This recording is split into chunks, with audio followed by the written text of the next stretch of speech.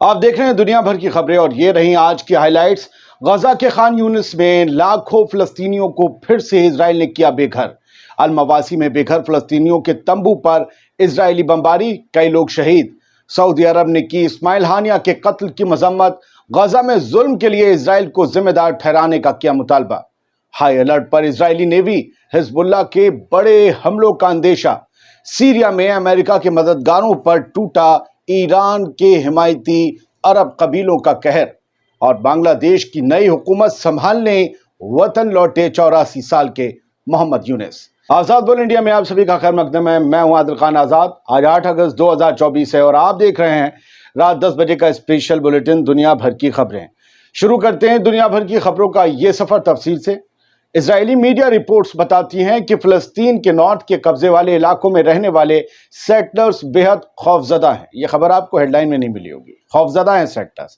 Lebanon کے حزب اللہ کی طرف سے ممکنہ جوابی حملوں کو لے کر اسٹریٹجک پورٹ سٹی آف حیفا، یہ ایک اسٹریٹجک پورٹ سٹی ہے، بندرگاہ شہر ہے حیفا میں رہنے والے سیٹلرز میں بڑی بے چینی ہے۔ انہیں ڈر ہے کہ فلسطینیوں سے چھینی ہوئی زمین کہیں ان سے واپس نہ چھن جائے۔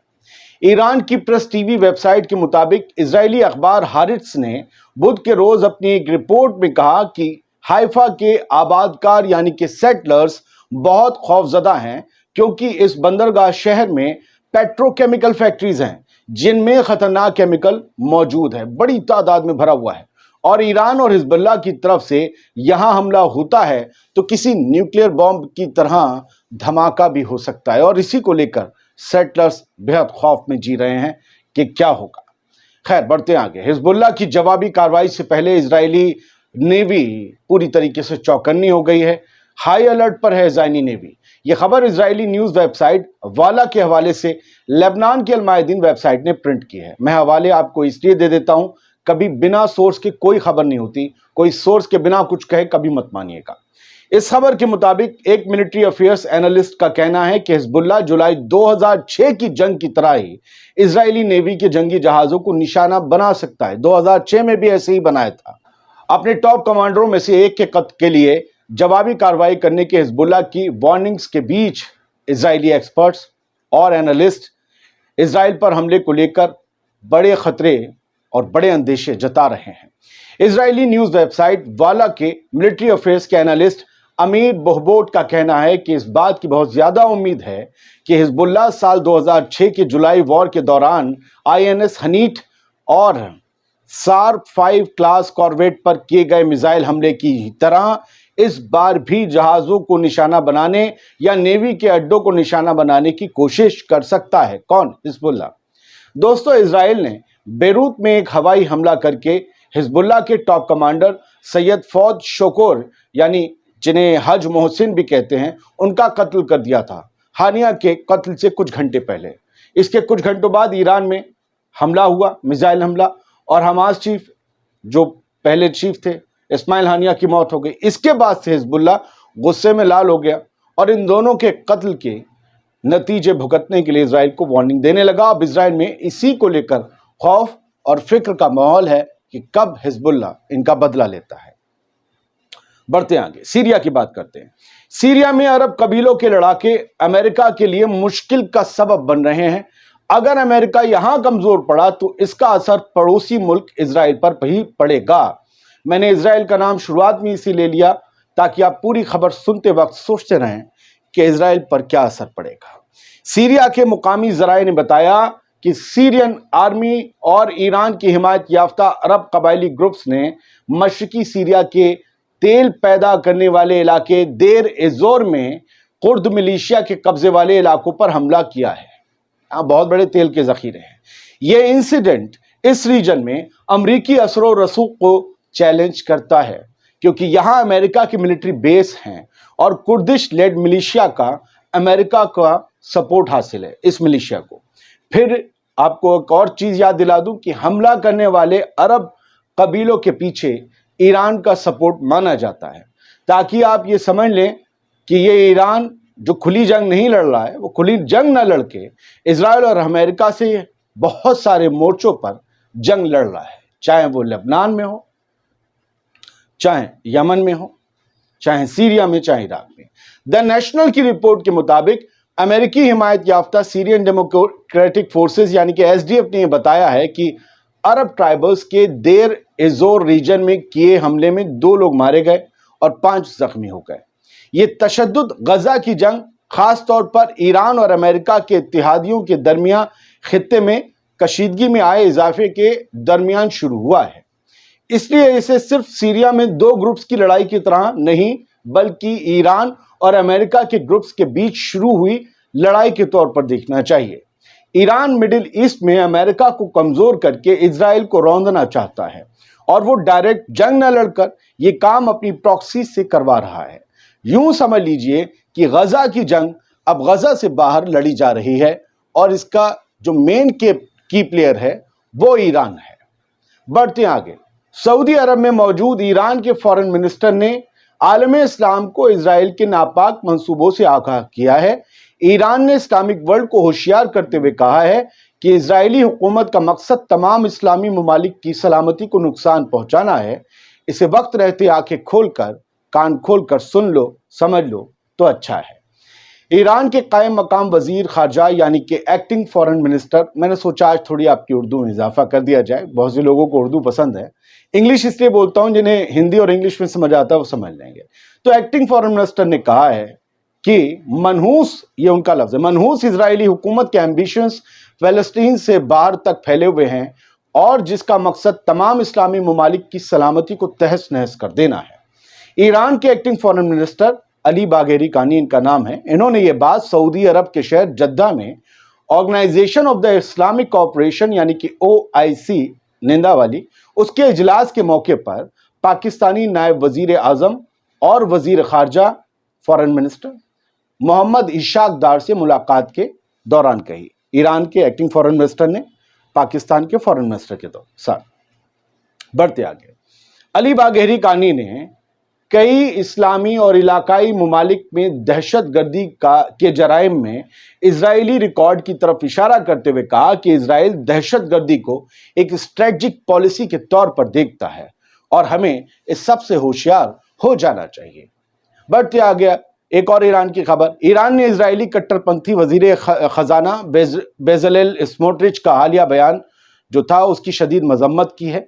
इस बयान में इजरायली फाइनेंस मिनिस्टर स्मोट्रिच ने भूख और प्यास से 20 लाख फलस्तीनियों के कत्ल को जायज करार दिया था।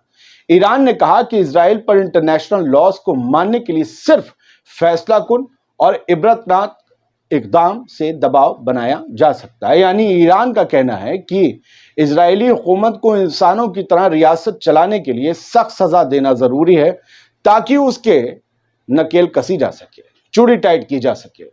स्मोट्रिच जैसे 1-2 और घिनौने मिनिस्टर्स फिलिस्तीनियों की नस्लकुशी की बातें पहले भी कर चुके हैं, खुलेआम कर चुके हैं, जिसकी वजह से कई बार अमेरिका को भी दिखावे के लिए ही सही मगर सख्त बयान जारी करने पड़े हैं। अमेरिका भी कई मामलों में कड़ी निंदा करता है और ऐसी ही कड़ी निंदा दुनिया के कई ममालिक के लोग मिनिस्टर्स करते हैं। बढ़ते आगे, बांग्लादेश की बात। Nobel peace prize winning economist Mohammad Yunus एक एंटरिम गवर्नमेंट की सरबराही के लिए बांग्लादेश वापस पहुंच गए हैं। स्टूडेंट्स के एहतजाजी मुजाहिरों ने वजीर आजम शेख हसीना को इस्तीफा देने और हिंदुस्तान फरार होने पर मजबूर कर दिया था। इसके बाद से बांग्लादेश के पीएम की कुर्सी खाली थी जो अब 84 साल के ये शख्स भर देंगे। जुमे रात को पेरिस से ढाका पहुंचे 84 साल के बुजुर्ग ने कहा कि घर वापस आना अच्छा लग रहा है। वो पेरिस में रह रहे थे, अब घर आ गए हैं। यूनुस को बांग्लादेश के सदर मोहम्मद शहाबुद्दीन ने एक एंटरिम हुकूमत की क़यादत के लिए चुना है, उसे लीड करने के लिए चुना है। ये स्टूडेंट प्रोटेस्टर्स के लीडर्स की पसंद थी जिसे प्रेसिडेंट ने मान लिया। स्टूडेंट लीडर्स जिन्होंने पूरी हुकूमत को पलट दिया वो ये चाहते थे कि मोहम्मद यूनुस ही अगले प्राइम मिनिस्टर बने। क्या कमाल की बात है कि बांग्लादेश का नौजवान एक 84 साल के बुजुर्ग के हाथों में अपने मुल्क का मुस्तकबिल सौंप रहा है, वो भी बड़े इनकलाब के बाद। ऐसा कम ही होता है। यह और बात है कि इस नई हुकूमत में कुछ स्टूडेंट लीडर भी शामिल होंगे। बांग्लादेश की बगावत के बाद से कई और ममालिक में नौजवानों पर नजर रखी जा रही हो, ऐसा हो सकता है क्योंकि कई ममालिक में कई शेख हसीना और कई फेक हसीना अब भी आवाम के बड़े तबके का दिल हर रोज दुखाने का काम कर रहे हैं, कुछ नए नए मुद्दे लाकर। उन्हें भी होशियार हो जाना चाहिए, उनके यहाँ भी तो नौजवान खून है, और ये वही खून है जिसे माइनॉरिटी में समझा जाता था बांग्लादेश में, लेकिन जिसने मेजॉरिटी समझी जाने वाली हुकूमत को बाहर निकाल दिया। कुछ खबरें ये हैं कि गजा के खान यूनिस में कहर बरपा है, फिर से लाखों फ़लस्तीनियों को अपने ही घर से, अपने ही मुल्क में, अपनी ही ज़मीन पर पनाह गुज़ीनों के लिए भटकने के लिए छोड़ दिया गया है। खान यूनिस में इजराइल की फ़ौज बड़ा हमला वापस कर रही है, इसीलिए सबसे कहा है कि फ़ौरन छोड़ दो, फ़ौरन छोड़ दो, हमें तबाह हुए शहर को और तबाह करना है। अब ये तस्वीरें हैं, कोई कहाँ जा रहा है, चेहरे हैं, धूल और मलबे से भरी सड़कें और गलियां हैं, बस लोग मारे ततारे अपने बिस्तरों, सामान, तंबू उखाड़ कर ले जा रहे हैं।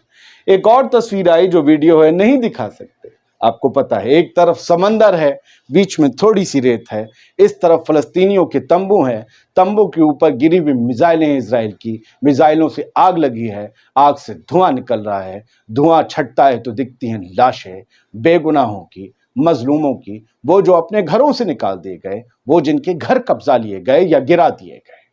ये आज के गजा के हालात है, ये आज के गजा की तस्वीर है। ये सब कुछ हो रहा है, हम चुप हैं, लेकिन आज सऊदी अरब कुछ बोल रहा है। सऊदी अरब के फॉरेन मिनिस्टर आज थोड़ा भड़के हैं। गजा में हो रहे जुल्म को लेकर उन्होंने इजराइल की हुकूमत की, बेंजामिन नेतन्याहू की क्लास लगाई है। कितनी लगाई है वो आप समझ सकते हैं कि निंदा वाले शब्द होते हैं, और कहा है कि नहीं नहीं नहीं गलत हो रहा है। 10 महीने से ये यही कह रहे हैं, और इन्होंने ये कहा है कि भाई वो जो इस्माइल हानिया साहब का कत्ल हुआ है तेहरान में, वो ठीक नहीं है, वो जिसने भी किया है वो बहुत गड़बड़ कर दी उसने। तो ये फॉरेन मिनिस्टर साहब हैं, बड़े क्यूट से हैं, ये बोल रहे हैं। बोल तो लंदन में हजारों लोग रहे हैं, आज सड़कों पर निकले, एक मजमा, एक सरों का समंदर। मैं देखूं तो शर्मा जाऊं, मैं पूछूं तो किससे पूछूं कि तुम कब निकले थे, मैं कब निकला था। ये वो निकल रहे हैं जिनकी चमड़ी का रंग दूसरा है, जिनकी जुबान दूसरी है। इसमें फ़लस्तीनी भी हो सकते हैं, कुछ कुछ मुसलमान भी, लेकिन बड़ी तादाद उन्हीं की है जिनको भर कर लोग गाली दे देते हैं। इसमें क्रिश्चियंस, ब्रिटिश ज्यादा हैं। मैं फिर कहता हूं, हुक्मरान से इख्तलाफ होना चाहिए, मुल्क और मुल्क के बाशिंदों से नहीं, मुल्क और मुल्क के बाशिंदों से नहीं, हुक्मरान से होना चाहिए। निज़ाम बदलता है, मुल्क की सूरत और सीरत बदल जाती है। बहुत शुक्रिया। आज़ाद बोल इंडिया देखते रहिए, कुछ ना कुछ लाने की नई कोशिश करता हूं। थोड़ा देर हो जाया करे एपिसोड में तो माफ़ कर दिया करें। ये QR कोड हमें सपोर्ट करने के लिए। खुश रहिए, सलामत रहिए।